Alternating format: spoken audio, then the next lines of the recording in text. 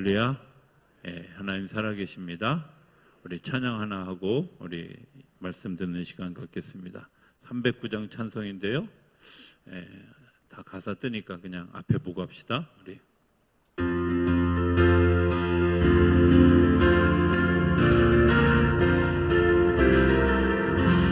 목마른 내 영혼 주가 이미 허락한 그 귀한 영생수 주여 갈망합니다. 그 약속 따라서 힘써 간구하오니 오 주여 내 기도 들어주소서.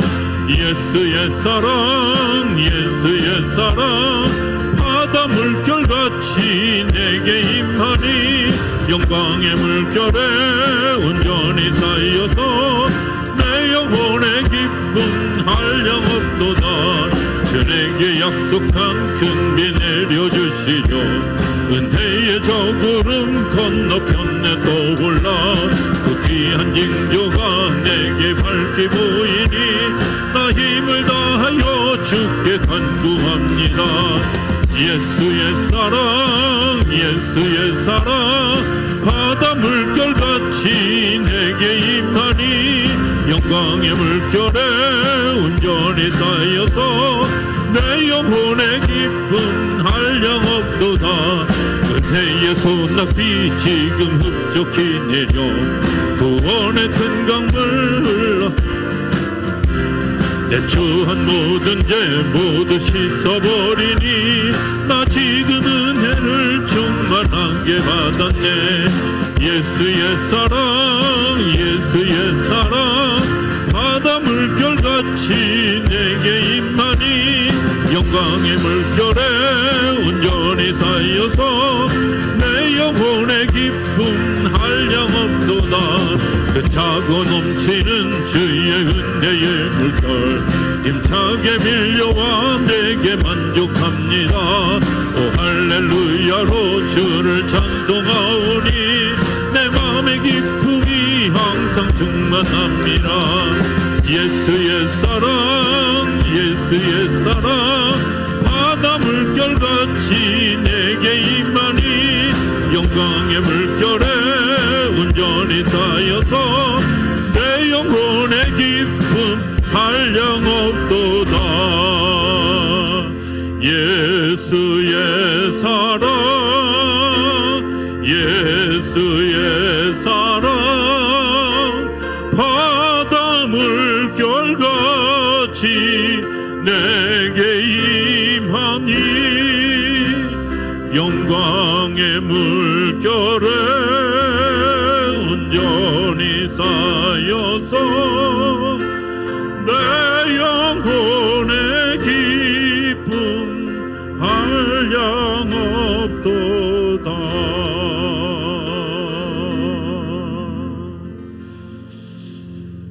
아멘.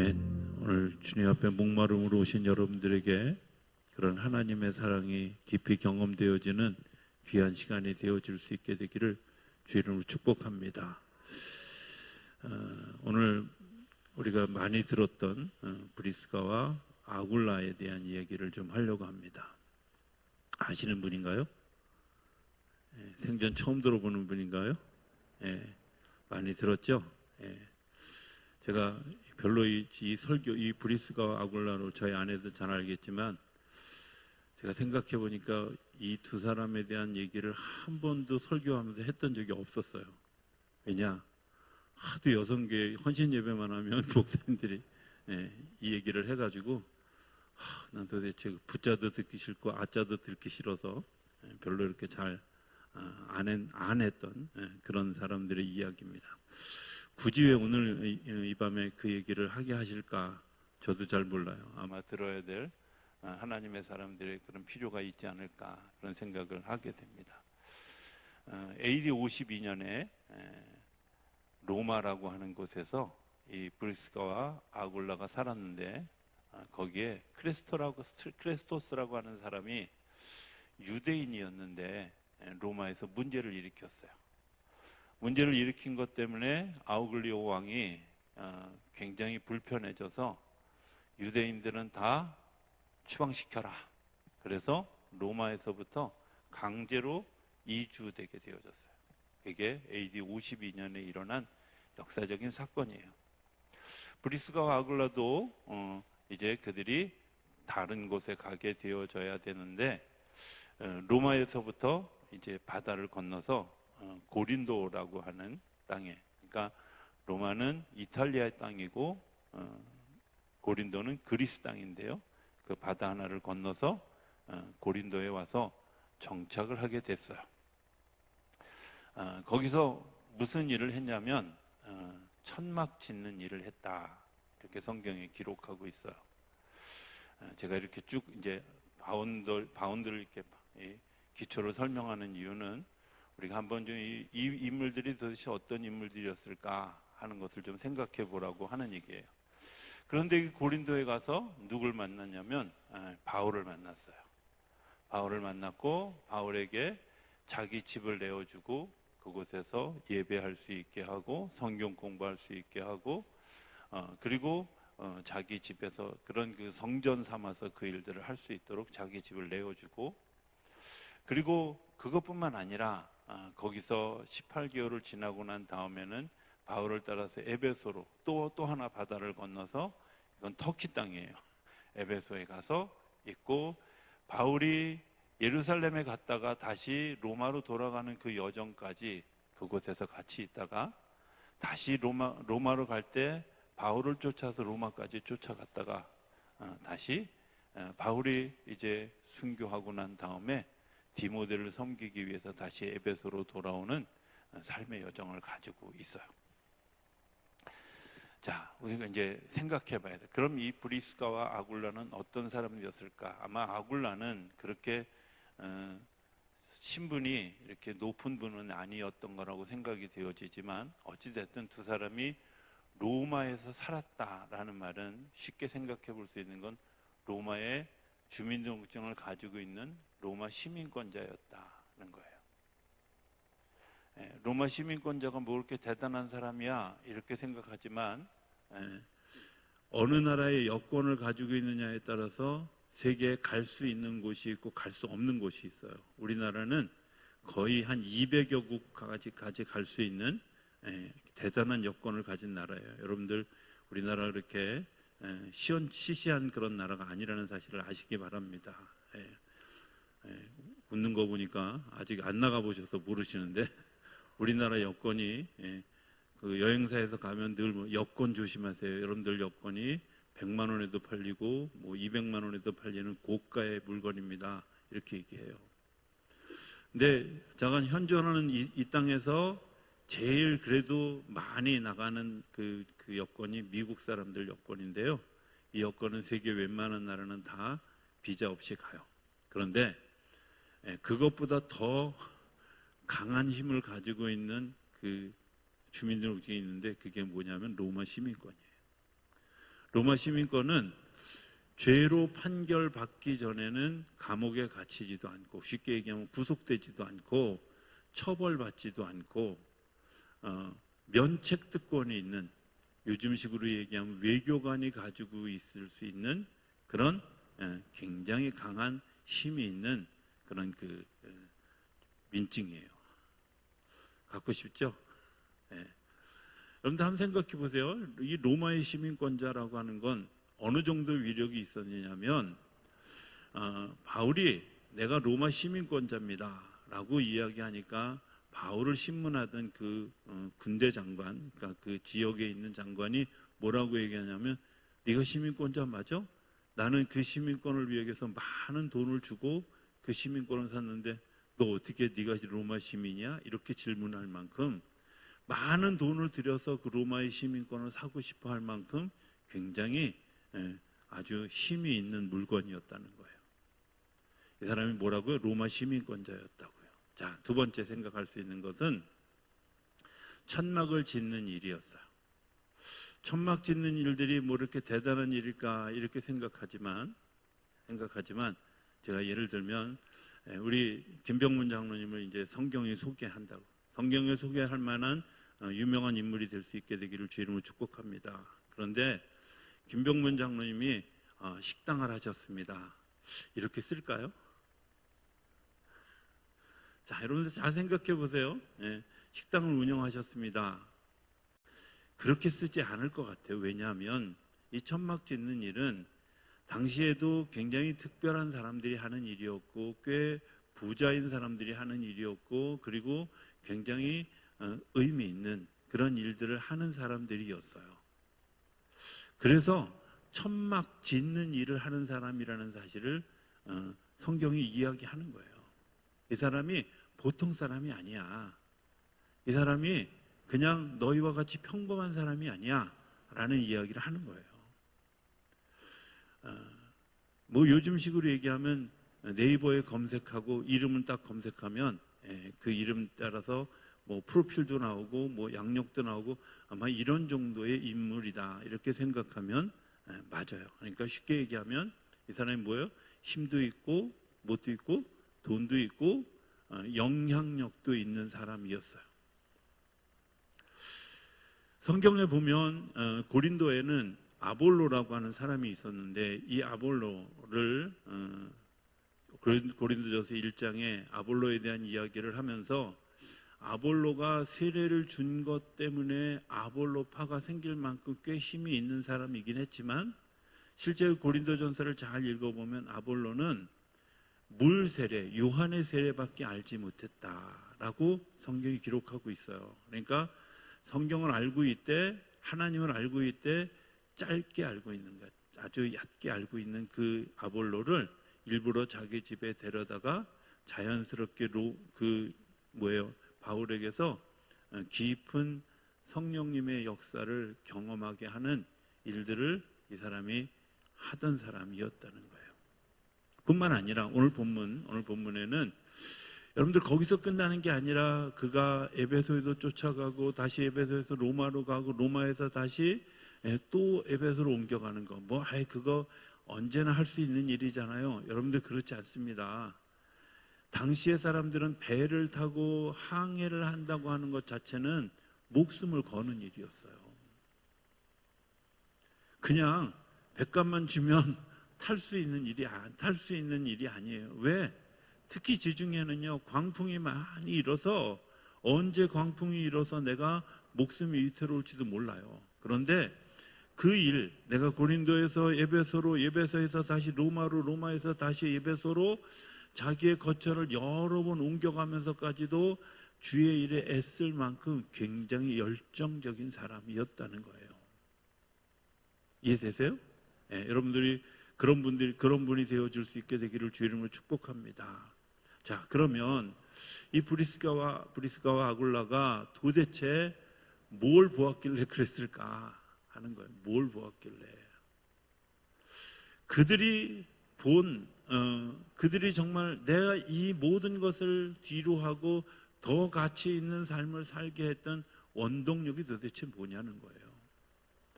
오늘 우리가 만약에 내가 로마의 시민권자이고 천막을 짓는 굉장히 꽤 좀 부유한 사람이고 이렇게 성경 외경의 기록에 의하면 이 브리스가는 굉장히 귀족의 집안에서 자란 아주 곱게 자란 그런 여인이었다는 거예요. 그런데 그런 사람이 정말 그 바울을 잘 존중하고 그리고 나중에 디모데를 잘 섬기고 그리고 안타깝게도 아직 복음을 알지 못하는 사람들에게 복음을 전하기 위해서 자기의 집을 내어주고 이런 일들을 했다는 거예요. 왜 했을까? 뭔가 있지 않았겠어요? 그죠? 저는 예수 믿는 사람들이 정말 복음을 내 마음속 깊이 받아들이면 바울이 그 이야기했던 것처럼 그래, 내가 이 땅에서 살아가는 이 모든 과정이 정말 배설물보다 더 하찮은 것이라는 사실을 알게 돼요.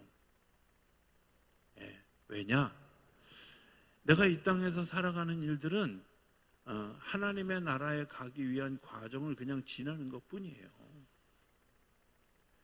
여기서 즐긴다고 하늘나라 가서 즐기는 것보다 더 하겠어요? 여기서 내가 대접받는다고 하늘나라 가서 대접받는 것보다 더 하겠어요? 내가 여기서 호화로운 옷을 입는다고 해서 하늘나라의 것보다 더한 것들을 여러분들이 가지겠어요? 아니잖아요. 하찮은 것, 그것 때문에 우리가 영원한 안식, 영원한 기쁨을 빼앗긴다면 그것처럼 어리석은 일이요. 이 사람은 굉장히 부유한 사람이고 권력도 있는 사람이고 힘도 있는 사람이고 그리고 무엇을 해도 누릴 수 있는 그런 사람임에도 불구하고 그가 왜 바울을 쫓았고 오늘 4절의 고백처럼 목숨 걸고 바울을 지켜줬어요. 목숨 걸고. 꽤 오래전인데요. 영성훈련하는 곳에 이제 오래된 우리 장로교 목사님 친구 한 분이 계셨어요. 선배 목사님이신데 친하게 지냈던 그런 목사님. 어느 날 막 가슴을 치면서 울면서 저한테 이제 이야기를 하는 거예요. 이 목사님, 제가 너무 가슴이 아파요. 그래서 뭐 교인들이 속썩였나 이렇게 생각했어요. 근데 뭐라 그러시냐면 어제 저녁 예배 때 그 교회는 또 저녁 예배도 많이 온대요. 저녁 예배 때 뭐 갑자기 이 본문, 오늘 본문을 이야기하다가 갑자기 자기도 모르게 성령의 감동이 되어서 이렇게 질문했다는 거야. 여러분들 죄송하지만 이 초라한 김 목사를 위해서 브리스가와 아굴라처럼 목숨을 내어놓을 수 있는 사람들 여러분들이 혹시 있다면 한번 손들어 봐 주실래요? 그런데 12명이 손들더래요. 근데 그 제가 아니 김 목사님이 저한테 자랑질을 하나 이렇게 생각했어요. 근데 정말 의외의 대답을 하시는 거예요. 도대체 내가 뭘 했길래? 도대체 내가 뭐길래? 나를 위해서 목숨까지도 내어놓을 수 있는 사람이 12명이나 된다는 말인가? 이런 마음이. 예수님이 십자가에서 죽는 현장에 요한한 사람밖에 없었어요. 바울이 죽으러 가는 그 와중에 끝까지 갔던 사람, 이 브리스가와 아굴라와 그리고 그를 따랐던 디모데 외에는 아무도 없었어요. 근데 나를 위해서 12명이나 그런 일이.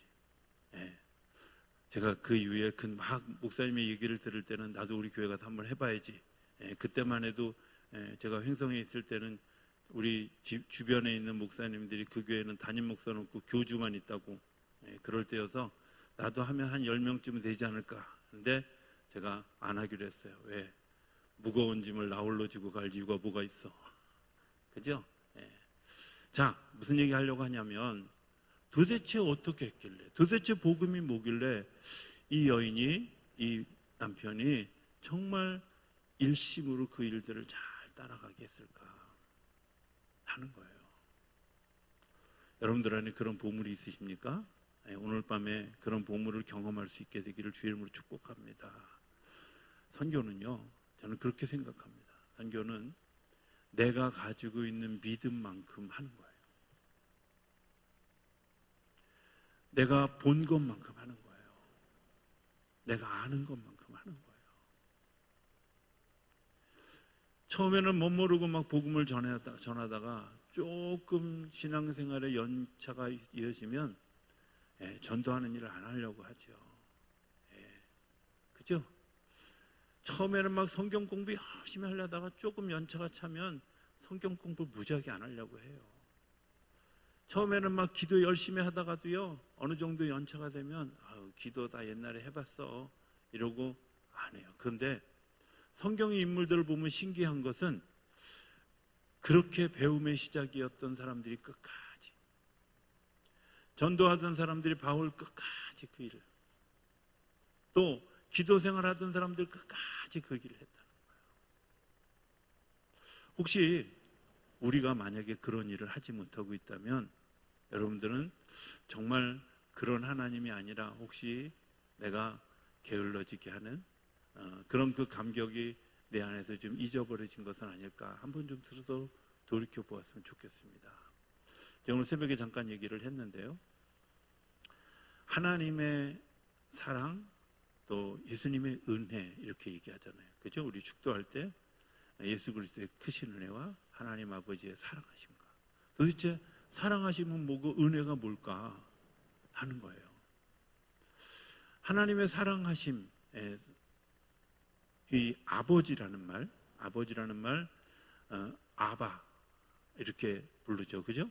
아빠 이렇게 불러요. 그런데 우리가 잘 아는 것처럼 미국을 부를 때 유나이티드 오브 아메리카 이렇게 부르는데 우리나라 사람은 그렇게 불러요. 미국 사람들은 에리카 이렇게 불러요. 어자를 하는 등 마는 등 해요. A가 묵음인 경우가 되게 많아요. 재밌는 건요, 아버지를 상징하는 페페, father 뭐 이런 단어들이 대부분 다 F, P는요 거의 묵음이에요. 신기하지 않아요? 하나님이 보이지 않는 분, 존재하지 않는 분, 그런데 상징적으로 존재하고 계시는 분이에요. 우리가 하나님을 아버지라고 고백하는 순간에 하나님이 내 안에, 내가 하나님 안에 거하는 특별한 경험을 하게 하는 상징적인, 아버지는 사실 생각해보면 우리한테 사랑한다고 이야기하지만 하나님의 사랑을 잘 못 느껴요. 왜 못 느낄까요? 보이지 않기 때문에. 그냥 현상으로, 그리고 사건으로 내가 하나님을 그냥 이해하지 못하면 하나님을 사랑함으로 인식하지 못해요. 그래서 사람들이 보이는 바알신이나 아세라신이나 만문신이나 이런 신들을 따라가는 거예요. 지금도 마찬가지잖아요. 여러분들에게 제가 조용히 이렇게 물어볼 수 있어요. 여러분들 하나님이 더 좋으십니까? 돈이 좋으십니까? 그러면 제가 모르긴 몰라도 여기 중에 3분의 2는 그래도 돈이죠. 이렇게 얘기할 거예요. 표정 관리하지 마세요. 괜찮아요. 다 들켰어요. 왜? 하나님 보이지 않기 때문에 그래요. 그런데 분명한 것은 하나님이 보이지 않아도 하나님이 우리를 사랑하신다는 거예요. 사랑하신다는 거예요. 제가 오늘 새벽에 한 얘기 그냥 한 번 더 하겠습니다. 새벽에 들었던 분들은 내가 잊어버렸던 기억을 다시 한번 해결해 주셨구나. 미국을 어느 아들이 유학을 갔어요. 유학을 가서 이제 매일매일 이제 요즘은 뭐 영상통화 이런 게 워낙 잘 되니까 카톡으로도 전화가 되니까 막 열심히 하잖아요.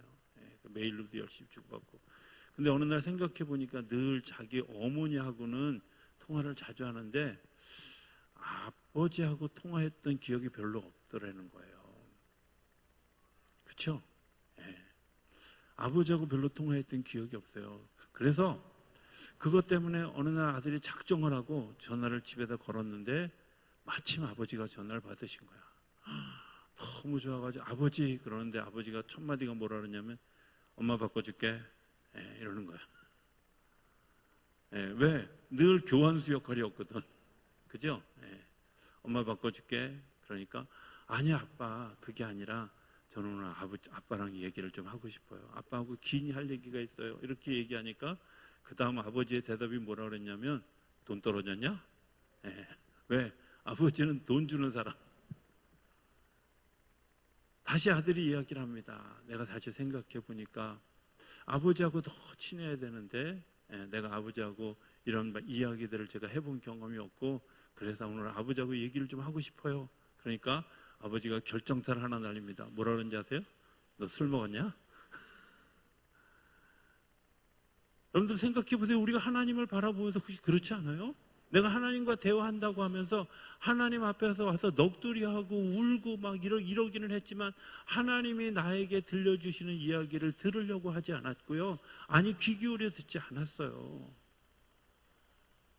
그래서 하나님은 늘 나한테 외면하고 그냥 바꿔주는 사람으로, 그냥 나에게 돈 주는 사람으로, 나에게 그냥 책망하는 사람으로 그렇게 이해해요.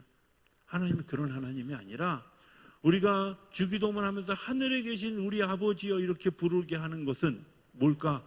아버지는 나를 사랑하시는 상징적인 존재라는 거예요. 상징적인 존재예요. 영혼의 존재예요. 영적 존재예요. 가치 있는 존재예요. 내가 따라가야 될 당연한 존재예요. 이 세상을 지으신 분이고요. 나의 아버지시고요. 모든 것을 감당할 수 있는 그런 전능하신 분이에요. 그분을 내가 아버지로 모시고 있다는 것, 여러분들이 진정으로 아버지라고 부를 수 있다면 여러분들은 행복한 사람이에요. 그렇잖아요. 그런데 우리가 그 사랑을 못 느끼기 때문에 예수님이 이 땅에 보내셨어요. 요한복음 1장에 보면 말씀이 육신이 되어 이 땅에 오셨다고. 여러분들 저는 제 이전에 사실 그 말 별로 그렇게 막 가슴 깊이 잘 안 들었어요. 그리고 예수님이 우리를 위해서 죽으시기 위해서 이 땅에 오셨지, 뭐 이런 교과서적인 그런 생각들을 주로 했는데, 생각해 보면 이런 거예요. 육신이 되어졌다는 것은 우리가 왜 아들이든 딸이든 엄마하고 더 가까우냐면요, 엄마 뱃속에서 10개월을 살았잖아. 안 살으신 분 없잖아요. 다 거기서 살았어요. 엄마와 나는 육신적 결합이 있는, 교통이 있는 거예요. 성경에 나오는 고통을 겪고 열매를 얻게 하는 모든 과정은 어머니가 자녀를 낳기 위한 산고를 상징하고 있어요. 예수님이 이 자녀를 세상에 보내시기 위해서 하나님이 얼마나 많은 산고를 겪었고, 그 산고를 겪는 고통, 그것을 그 헤롯 왕 때문에 2살 이하의 어린아이들이 다 죽는 아주 정말 참혹한 그런 일들을 경험하고, 그리고서야 이 땅에 예수님이 오셨다는 거예요. 뭐 때문에? 우리를 사랑하시기 때문에, 사랑하셔서 육신적으로 사랑할 수 있는, 교통할 수 있는, 보여줄 수 있는, 자기 자신을 드러내줄 수 있는 그 예수님이 이 땅에 오셨다는 거예요. 예수를 통해서 하나님을 보는 거예요. 예수님의 말씀을 통해서 하나님의 음성을 듣는 거예요. 예수님의 행하심을 통해서 하나님의 행하심을 보는 거예요. 우리가 이런 얘기 자주, 하나님이 하셨습니다라는 얘기는 뭐냐면, 사건을 통해서, 되어진 일들을 통해서 하나님을 보는 거예요. 그런데 사건만 보고 하나님을 볼 수 없다면 우리는 늘 어떤 존재냐? 브리스가와 아굴라가 로마로부터 고린도로 왔을 때, 내 고향을 내가 쫓겨나서, 내가 유대인인 것 때문에, 내가 예수 믿는 사람인 것 때문에 내가 쫓겨나게 되어졌어. 여러분들 이런 마음을 가졌다면 그들이 바울을 따라서 그 일들을 했겠어요? 그렇지 않잖아요. 이주하신 하나님의 목적이 바울을 만났을 때, 그래, 하나님의 나의 믿음을 더 성숙하게 하기 위해서, 더 깊은 하나님의 은혜를 경험하기 위해서 나를 이곳에 보내셨어. 이분이 부족함을 내가 같이 메워줄 수 있는데, 집이 없어 집을 예배당이 없어 예배당을, 그 사람의 학식을 배우게 하기 위해서, 그 사람의 깊은 신앙을 배우기 위해서 사람들을 초청해서 그 집을 채우는 일들을 그 부부가 했다는 거예요. 뭐 때문에? 하나님 때문에. 자기가 가지고 있는 재산을 그렇게 사용한 거예요. 여러분들 집에 누가 오는 거 좋아요? 저도 싫어요. 왜냐하면 청소해야 되잖아. 그죠? 근데 더 불편한 건 뭐냐면 와서 사는 거예요. 제가 어느 날 그런 마음이 들었어요. 주님, 제 안에 오십시오. 이렇게 막 제가 기도를 하는데, 주님이 문득 이렇게 질문하신, 괜찮겠니? 이렇게 질문하시는 거예요. 괜찮겠니? 잘 생각해 보세요. 제가 그때 생각했던 게 뭐냐면, 주님이 우리 집에 신방 오는 건 괜찮아요. 왜냐하면 거실만 치우면 되잖아. 아직도 말을 못 알아들으시는 것 같아요. 표정들이. 거실만 치우면 되잖아요. 다 해봤잖아요. 왜 아는 척해? 신방하면은 다 여러분들 거실만 치우잖아. 제가 여러분들 집에 가서 일주일만 삽시다 그러면 심각한 표정을 지을 거라마. 그죠? 제가 여러분들이 집에서 영원히 삽시다 그러면 근데요, 주님이 그런 거잖아요. 야, 네가 내 안에 주님 오십시오 이렇게 기도하는데 괜찮겠니? 이 말은 네가 볼 거 못 보여줄 거 다 보여주고, 내 잘못된 습관 뭐 이런 것들, 네가 부끄러워하는 이 모든 것들 내가 다 봐도 괜찮겠니? 라고 물으시는 거예요. 집을 내어준다는 건, 성전으로 내어준다는 건, 내가 집을 오픈한다는 건, 그리고 그 속에서 바울과 더불어 같이 산다는 건 여러분들 굉장히 불편하고 힘든 일이에요. 그리고 굉장한 용기가 필요한 일이에요. 그리고 왜 그걸 할 수 있었을까? 내가 하나님이 이 모든 불편함보다 하나님이 더 좋은 거야. 이 모든 불편함보다 하나님이 더 사랑스러운 거야. 이거 잊어버리지 않으려면, 이 일들을 하는 것이 정말 내게 큰 기쁨이다라고 생각하기 때문에 자기의 재산도 자기의 권력도 다 내려놓고 그 일을 하는 거예요. 저는 우리들의 믿음이, 선교하는 믿음이 그런 믿음으로 자라나게 되기를 기대합니다. 자라나기를 기대합니다. 제가 이게 영상을 틀어놓으면 되게 불편한 게, 혹여라도 저쪽 동네 교회 교인들이 이거 영상 보고 나서 되게 불편할 것 같아서 이런 얘기할 때가 제일 어려워요. 건축을 하게 되었는데 장로님들이 제일 먼저 하신 말이 뭐였냐면, 우리 성교비 반으로 줄입시다. 반으로 줄입시다 말은 이렇게 했지만 우리 건축을 하는 동안만이라도 선교를 하지 맙시다, 이런 얘기였어요. 맞을 것 같아요? 저는 이렇게 생각해요. 선교하는 일은요, 그냥 내 손에 들어왔다 나가는 것뿐이에요. 교회가 선교하지 않으면 교회 제작이 막 늘어날 것 같죠? 전혀 안 늘어나요. 줄면 줄었지 늘어나지 않아요. 선교는요, 그냥 교회에 들어왔다가 다시 선교지로 나가는 거예요. 그런데 들어왔다 나간 것 때문에 어떤 일들이 있느냐? 그것을 위해서 헌신한 사람들이 복을 누려요. 제가 이걸 설명하면서 장로님들 복 받을 기회를 스스로 놓치시렵니까? 알아서 하세요. 아마 제가 이렇게 설득해서 그 설득 때문에 감동해서 장로님들이 오케이 이런 게 아니라, 말하는 걸 보니까 저 목사 고집을 못 꺾겠구나, 이렇게 하고 그냥 넘어갔어요. 여러분들 근데 분명히 아셔야 돼요. 선교하는 거 줄인다고 해서 결코 여러분들의 재산이 더 풍성해지거나 교회 재정이 더 풍성해지거나 그런 일 절대 없어요. 오히려 그 일 감당하는 것 때문에 하나님께서 그 바람이 한번 지나가고 그 씨앗이 한번 지나가고 그것 때문에 하나님께서 그 가정에, 교회에 복을 주십니다. 그리고 선교지를 통해서 하나님의 역사를 세워가십니다. 선교는 많이 하면 할수록 좋은 일이에요. 기쁨으로 그 일들을 감당할 때, 제가 브리스과 아굴라를 생각하면서 늘 그런 생각을 해요.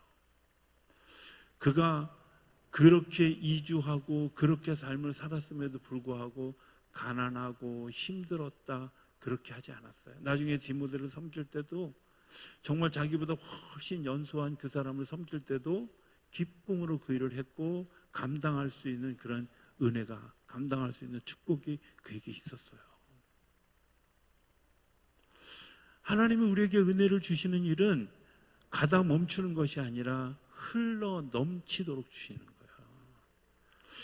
제가 정말 신비 중에 신비라고 생각하는데, 제가 그냥 이렇게 생각할 때는 우리 김웅수 권사님이 새벽 기도도 안 하고 그냥 오직 이 심야 예배와 주일 예배만 드리는데도 어떻게 내 설교문을 다 아는지, 아까 저기 내게 강 같은 평화 부르는데 눈치챘네. 또 제가 이런 신비 중에 신비야, 어떻게 할까, 이런 생각이 들 때가 되게 많아요. 하나님의 성령 안에서 서로 감동하는 거잖아요. 여러분들 내 안에 하나님의 평화가 흘러가는 거예요. 흘러 넘쳐가는 거예요. 하나님이 우리 가운데 들어오시는 것, 나에게 축복하시는 것, 내가 그것을 흘려보낼 때 하나님의 놀라운 역사들이 더해져 가는 거예요. 브리스가와 아굴라가 그들이 섬기고 애쓰고 수고한 것 때문에 하나님께서 그들에게 복을 주시는 것뿐만 아니라 성경에 그들의 이름이 사도행전 18장에도, 고린도전서 16장에도, 오늘 로마서 16장에도 계속 나와요. 제 소원이 있다면 누군가가 제가 살았던 시대 끝에쯤에 성경을 좀 써서 편입시켰으면 좋겠는데, 그때 들어갈 때 제 이름 석자도 들어갔으면 좋겠다, 이런 생각이 들어요. 여러분들 그런 생각 안 드셔요? 욕심이 없으시군요. 저는 근데 그런 욕심이 있어요. 제 이름이 성경책에 편입될 수 있으면 얼마나 좋을까. 2000년이 지났는데도 아굴라를 기억하고 바울을 기억하고 디모데를 기억하는 것, 얼마나 대단한 일들이에요. 그죠?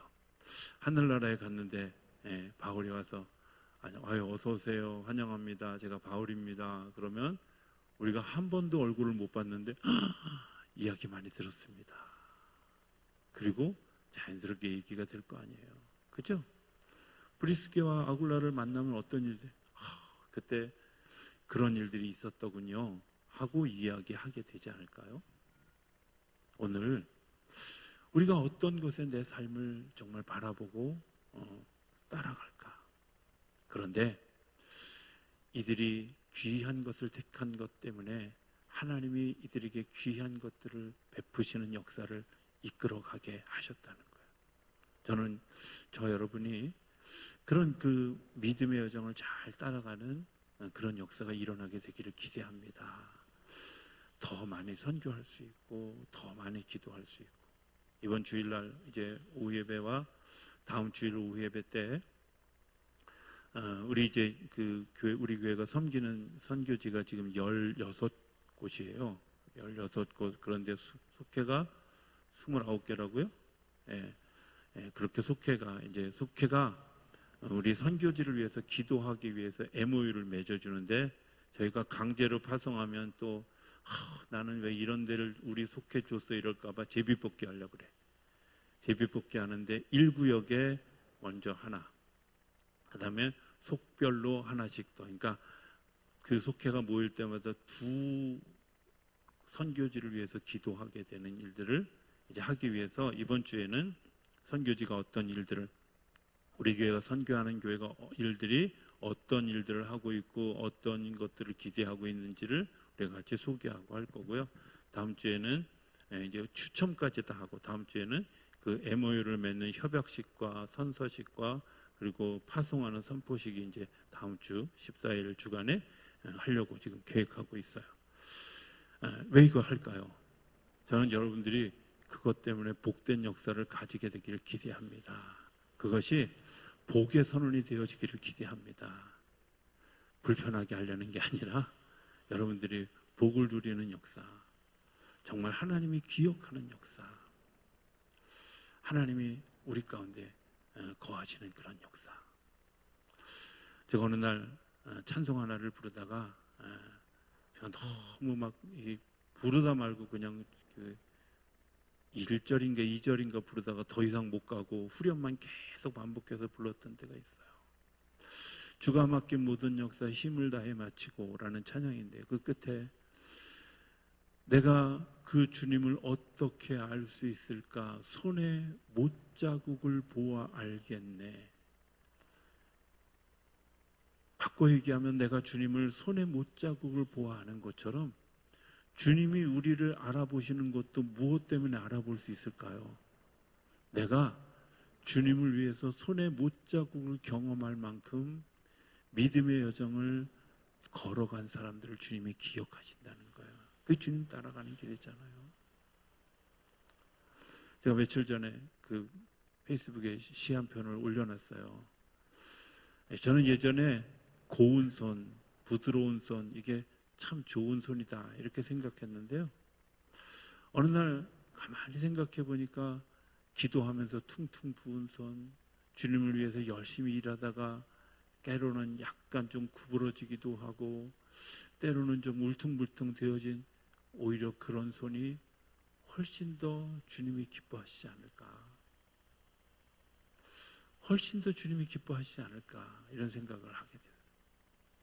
우리가 좋은 피부를 가지고 또 매끈한 손을 가지는 일도 중요하지만 정말 내가 주님 앞에서 기억되어질 때 나는 어떤 손을 가지고 어떤 발을 가지고 주님 앞에 갈 수 있을까? 주님 오늘 우리에게 물으신다면 나는 어떻게 대답할 수 있을까?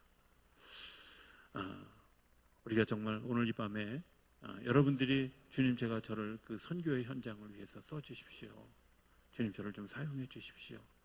내 마음 가운데, 내 눈 가운데 주님이 하시는 일을 내가 보게 하시고, 내가 주님이 기뻐하시는 일에 내 손이 가게 하시고 발이 가게 하시고, 그래서 그 하나님의 사랑을 전할 수 있는 믿음의 사람들이 되게 해주세요 하는 그런 결단의 시간들이 되어지게 되기를 기대합니다.